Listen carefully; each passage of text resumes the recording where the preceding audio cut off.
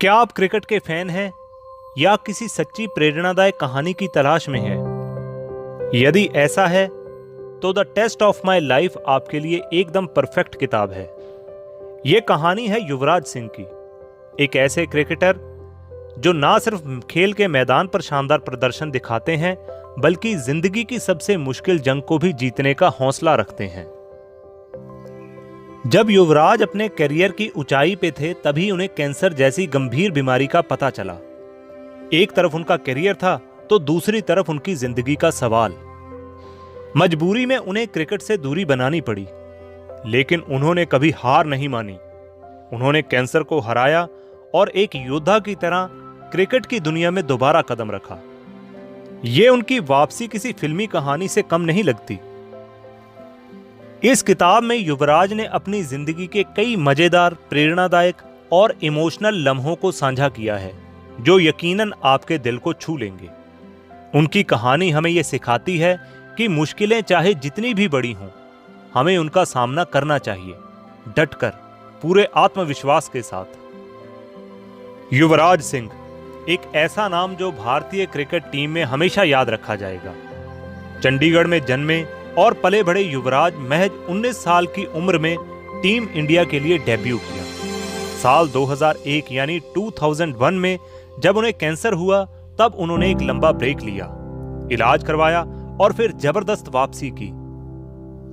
2009 यानी 2009 में उन्होंने क्रिकेट से संन्यास लिया, लेकिन जिंदगी की दूसरी पारी की शुरुआत की, यानी यूवी कैम्प फाउंडेशन, एक ऐसी संस्था जिसका मकसद कैंसर के खिलाफ जागरूकता फैलाना और जरूरतमंद मरीजों की मदद करना था। तो दोस्तों, आज के इस सफर में आगे बढ़ें उससे पहले मेरी रिक्वेस्ट है कि अगर आपने अभी तक भी हमारा चैनल सब्सक्राइब नहीं किया है तो चैनल को सब्सक्राइब करके बेल आइकन जरूर प्रेस कर लें। विदाउट वेस्टिंग टाइम शुरू करते हैं आज की book summary, Test of My Life by Yuvraj Singh, only on Kitab click YouTube channel. Yuvraj का संघर्ष। क्रिकेट की शुरुआत से पहले युवराज की जिंदगी भी आम बच्चों जैसी थी, लेकिन एक फर्क था, उन्हें स्पोर्ट्स से बेहद लगाव था। स्कूल के दिनों में वो क्लासरूम से ज्यादा फिजिकल ट्रेनिंग और रिसेस का इंतजार करते थे। बाकी सब्जेक्ट्स में मन नहीं लगता था और पढ़ाई में भी अच्छे मार्क्स नहीं आते थे। जब उनके पिता ने यह देखा तो उन्होंने युवराज का दाखिला यादवेंद्र पब्लिक स्कूल में करवाया, जहां से उनकी क्रिकेट जर्नी की असली शुरुआत हुई। वहीं एक बार उन्होंने नवजोत सिंह सिद्धू से भी युवराज की बैटिंग देखने को कहा, लेकिन सिद्धू का जवाब निराशाजनक था, यह लड़का क्रिकेट के लिए नहीं बना है। लेकिन युवराज के पापा हार मानने वालों में से नहीं थे। सिद्धू की बात को उन्होंने चुनौती की तरह लिया और ठान लिया कि वो अपने बेटे को भारतीय क्रिकेट टीम तक पहुंचाकर ही दम लेंगे। हालांकि उनका सपना इतना आसान नहीं था, क्योंकि वे काफी सख्त और अनुशासन प्रिय पिता थे, खासकर क्रिकेट को लेकर। जब एक बार युवराज सिंह सिर्फ 39 यानी 39 रन बनाकर आउट हो गए तो उनके पापा इतने नाराज हुए कि उन्हें घर आने से रोक दिया। उस रात युवराज को अपनी कार में ही सोना पड़ा। इन सख्त हालातों और पापा की अनुशासन प्रियता ने ही युवराज सिंह को एक मजबूत इंसान और फाइटर बनाया। उन्होंने ना सिर्फ क्रिकेट में खुद को साबित किया बल्कि आगे चलकर जिंदगी की सबसे बड़ी मुश्किल यानी कैंसर में भी जीत हासिल की। Career high and battle with cancer. Yuvraj का करियर धीरे धीरे ऊंचाइयों को छूने लगा था। अंडर 19 वर्ल्ड कप में जब उन्होंने प्लेयर ऑफ द टूर्नामेंट का खिताब जीता तो मानो इंडियन टीम का दरवाजा उनके लिए खुल गया। लेकिन इसी सुनहरे सफर के बीच एक नया मोड़ आया जिसने सब कुछ बदल कर रख दिया। उन्हें एक गंभीर बीमारी, कैंसर का सामना करना पड़ा। सोचिए, जब एक खिलाड़ी अपने कैरियर के सबसे बेहतरीन दौर में हो और तभी उसे जिंदगी की सबसे कठिन लड़ाई लड़नी पड़े। लेकिन युवराज ने हार नहीं मानी। उन्होंने एक घातक बीमारी को भी उसी जज्बे से हराया जैसे वो मैदान में बाउंसरों का सामना करते थे। और जब उन्होंने फिर से मैदान में वापसी की तो ये किसी चमत्कार से कम नहीं था।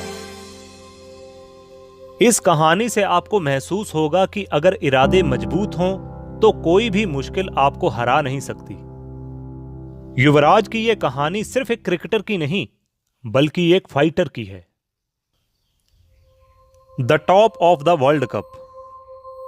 2011 का वर्ल्ड कप मेरे करियर का सबसे चमकता सितारा, जैसे किसी फिल्म का क्लाइमैक्स हो। उस वक्त हम इंग्लैंड के खिलाफ खेल रहे थे और मैं एक गहरी शारीरिक तकलीफ से गुजर रहा था। 2010 में मेरी गर्दन में इतना ज्यादा दर्द था कि सिर घुमाना भी मुश्किल था। एमआरआई में पता चला कि मेरी डिस्क में बल्ज है हुआ है।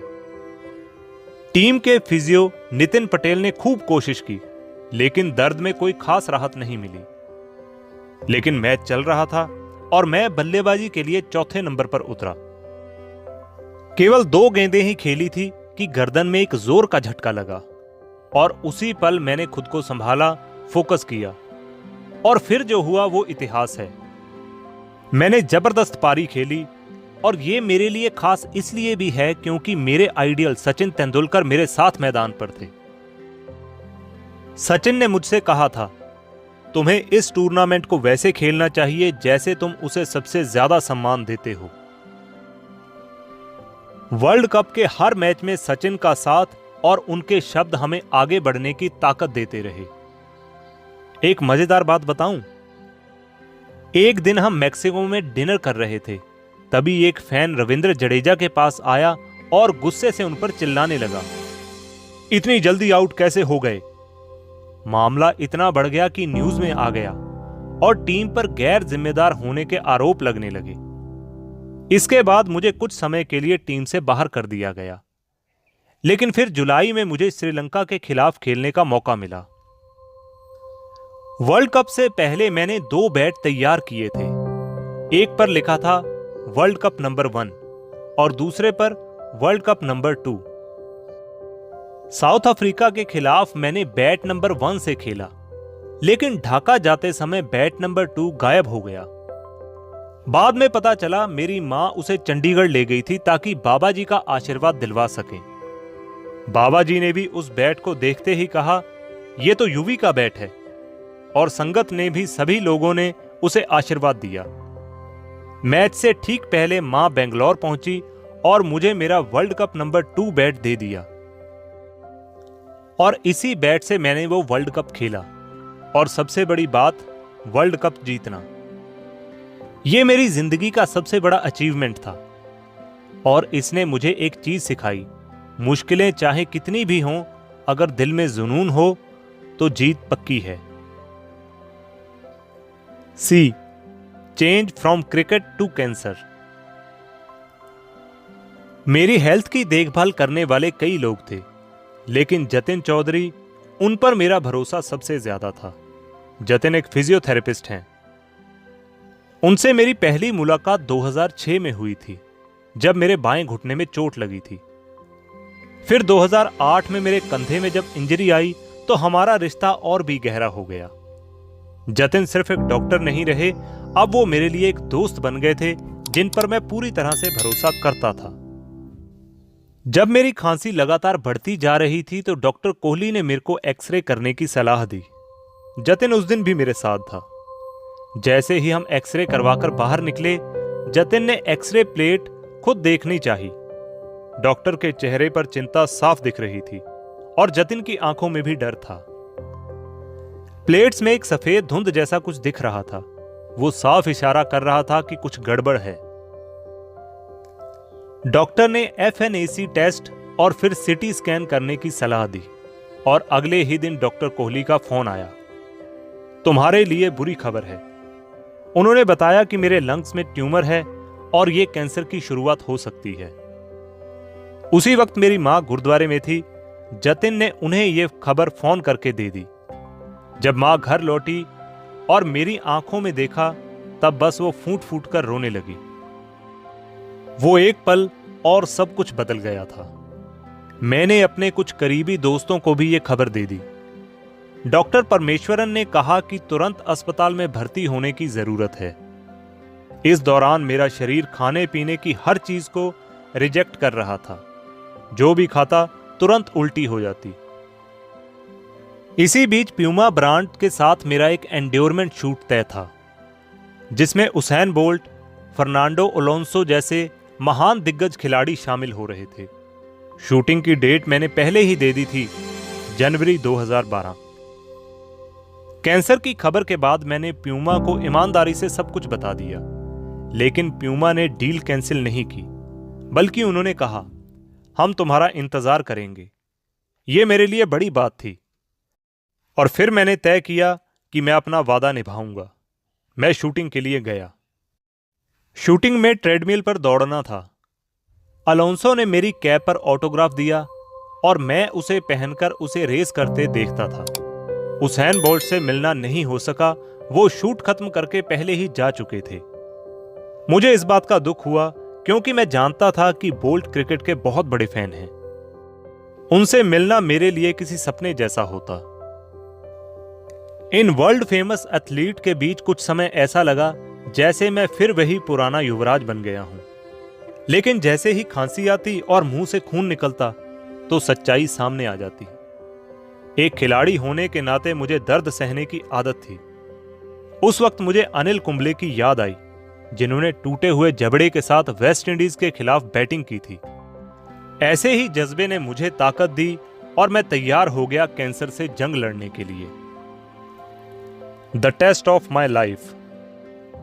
जब मैं लंदन में डॉक्टर हॉपर से मिला, उन्होंने कहा, तुम्हें 4 कीमोथेरेपी साइकिल से गुजरना होगा। फिर उन्होंने मुस्कुराते हुए बोला, तुम्हारे बाल झड़ जाएंगे लेकिन दोबारा उग आएंगे। लेकिन आखिरी वक्त पर सब बदल गया। जब मैं हॉस्पिटल जा रहा था जहां मेरा इलाज होना था, वहां डॉक्टर एहॉर्न, वही डॉक्टर जिन्होंने लांस आर्मस्ट्रांग का भी इलाज किया था।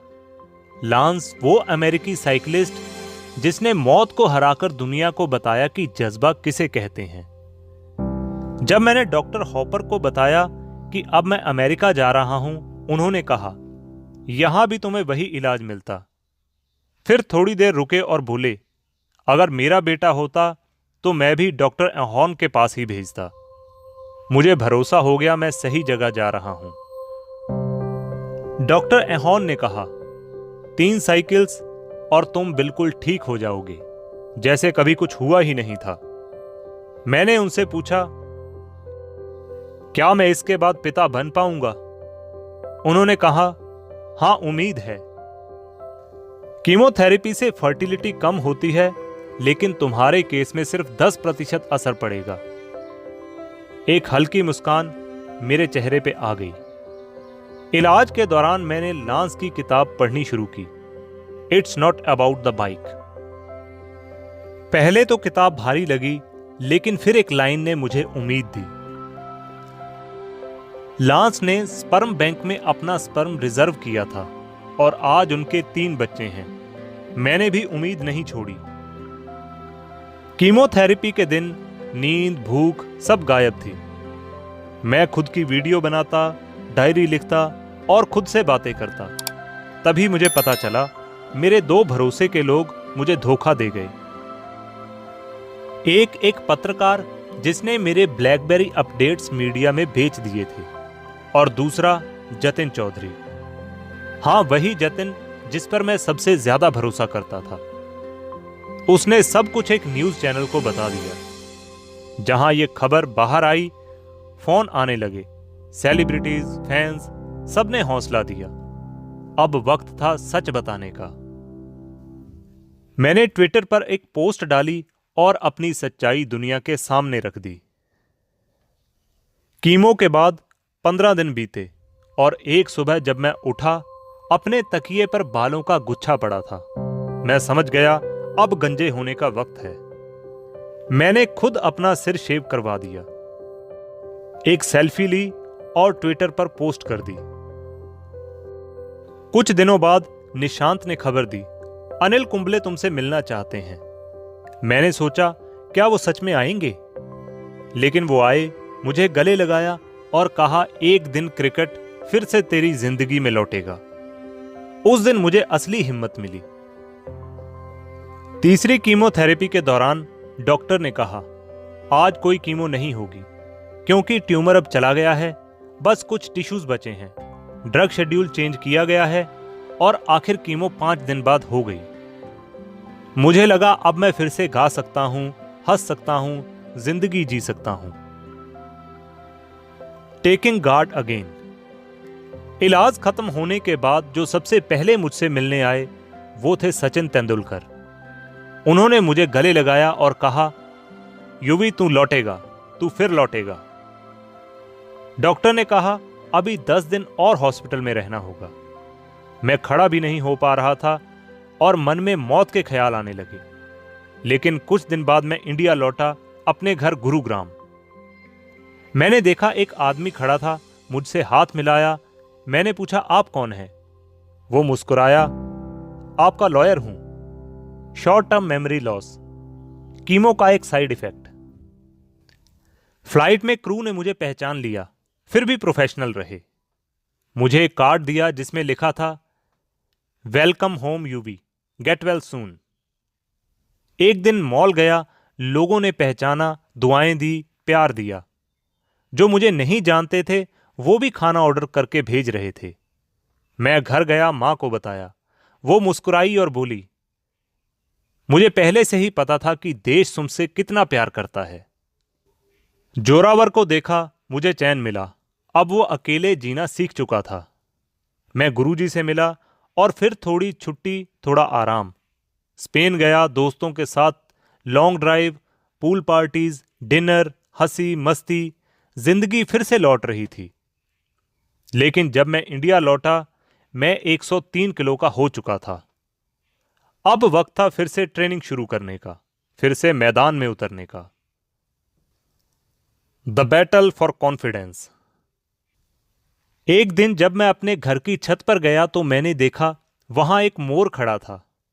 और यह मोर, जो अक्सर शुभ माना जाता है, मेरे लिए नया प्रतीक बन गया। एक ऐसी चुनौती जो मुझे महसूस हो रही थी। मैं हैरान रह गया। फिर मैंने मां को आवाज लगाई, मां छत पर मोर आया है। लेकिन नीचे से मां की आवाज आई, सिलेक्शन सिलेक्शन। क्या आपने सुना? यह मेरा वर्ल्ड T20 के लिए इंडिया टीम में सिलेक्शन हो गया था। लेकिन उस वक्त मेरी हालत क्या थी? मेरी सहन शक्ति और कार्डियोवैस्कुलर स्ट्रेंथ लगभग शून्य थी। टीम के ट्रेनर्स ने मेरी मदद की। तुम्हें भूलना होगा कि तुम कभी कैंसर से जूझ रहे थे। उन्होंने मुझे एक खिलाड़ी की तरह ट्रीट करना शुरू किया, जैसे वो खिलाड़ी 6 महीने से वर्कआउट नहीं कर रहा हो। ट्रेनिंग इतनी हार्ड थी कि कई बार मुझे खुद पर शक हुआ, क्या मैं फिर से इंटरनेशनल क्रिकेट में वापसी कर पाऊंगा? लेकिन बीसीसीआई ने मेरा ख्याल रखा, मेरी प्राइवेसी का सम्मान किया और मेरे सारे खर्चों को कवर किया। मैं डरता था, डर था कि कहीं बॉल मुझे हिट ना कर दे, कहीं चोट ना लग जाए। शुरुआत में मैंने टेनिस बॉल से प्रैक्टिस शुरू की और फिर धीरे धीरे क्रिकेट बॉल पर आ गया। जैसे जैसे मेरी T20 की सिलेक्शन की खबर वायरल हुई, लोगों के कमेंट्स आने शुरू हो गए और उन कमेंट्स ने मुझे भावुक कर दिया। 3 महीने की कड़ी मेहनत के बाद मुझे मैच खेलने का मौका मिला। लेकिन उस सिलेक्शन को देख मुझे ऐसा लग रहा था कि मानो ये एक एहसान हो, कुछ अलग नहीं। पहला मैच विशाखापट्टनम में था। वहां जब मैं पहुंचा तो हर कोई मुझे देख रहा था। लोग आकर मुझसे हाथ मिलाने लगे। रवि शास्त्री ने मेरे साथ एक लाइव इंटरव्यू किया और स्टेडियम में बैनर्स पर लिखा था, goodbye cancer, welcome sixer.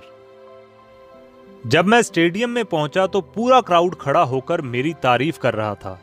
तालियां गूंज रही थी। लेकिन फिर क्या हुआ? बारिश ने मैच को पोस्टपोन कर दिया। मैं निराश हो गया, लेकिन मेरी फैमिली और दोस्त मुझे हिम्मत देने आए। 4 दिन बाद मैच हुआ।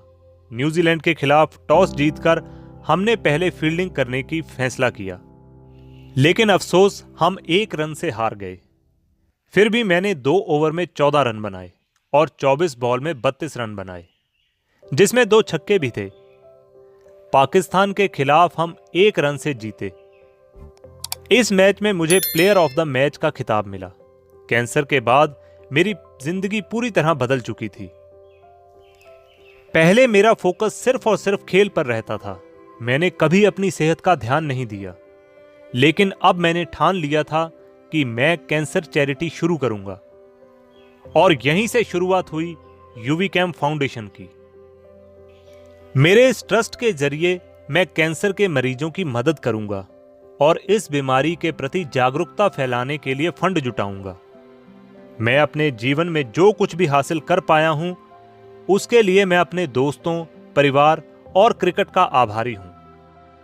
और अगर कभी मैं फिर से सफल हो जाऊं तो मुझे पता है कि फिर सच्चे फाइटर की तरह मैं फिर से खड़ा होकर पूरी ताकत से लड़ सकता हूं। तो दोस्तों, फाइनली अब बारी है कंक्लूजन की। इस किताब में आपको वो कहानियां मिलेंगी जो आपको सिर्फ प्रेरित नहीं करेंगी, बल्कि आपके अंदर साहस, दृढ़ निश्चय और हीरो जैसा जज्बा भी पैदा करेंगी। आप जानेंगे कि युवराज सिंह के लिए क्रिकेट का कितना जुनून था, कैसे उन्होंने अपने सपनों को पूरा करने के लिए संघर्ष किया। टीम इंडिया में जगह पाने के लिए संघर्ष की प्रेरक कहानी आपको बांध कर रखेगी। लेकिन यह सिर्फ एक किताब नहीं है, यह एक यात्रा है, जीवन की उस यात्रा का हिस्सा जिसमें हर मुश्किल से निकलकर एक नई शुरुआत होती है। आप महसूस करेंगे कि जीवन में चाहे कितनी भी मुश्किलें क्यों ना आए, अगर हिम्मत और जज्बा हो तो किसी भी चुनौती को पार किया जा सकता है। खास तौर पर उन लोगों के लिए जो अपनी जिंदगी में अलग अलग मुश्किलों से जूझ रहे हैं। यह किताब आपको दिखाएगी कि कैसे जीवन की हर मुश्किल को जीत में बदला जा सकता है और इस प्रक्रिया में हम सच्चे फाइटर बन सकते हैं। तो दोस्तों, आज की बुक समरी यहीं पे समाप्त होती है। कैसी लगी आपको ये वीडियो, कमेंट में जरूर बताइए। अगर वीडियो अच्छी लगी हो तो लाइक जरूर करें। आपका लाइक हमें प्रेरणा देता है नई वीडियोस बनाने के लिए। वहीं दूसरी तरफ आपका लाइक YouTube के एल्गोरिदम को भी बताता है कि आप किस तरह की वीडियोस देखना पसंद करते हैं, जिससे वो आपको और भी इंफॉर्मेटिव वीडियो सजेस्ट कर सकता है। तो लाइक करने में कभी भी कंजूसी ना करें। कोई भी सवाल हो कमेंट करें। मिलेंगे नई वीडियो में नई समरी के साथ। तब तक के लिए रखिए अपना बहुत सारा ध्यान। पढ़ते रहिए, आगे बढ़ते रहिए, अपने जीवन में नई नई वैल्यूज ऐड करते रहिए। जय हिंद, जय भारत।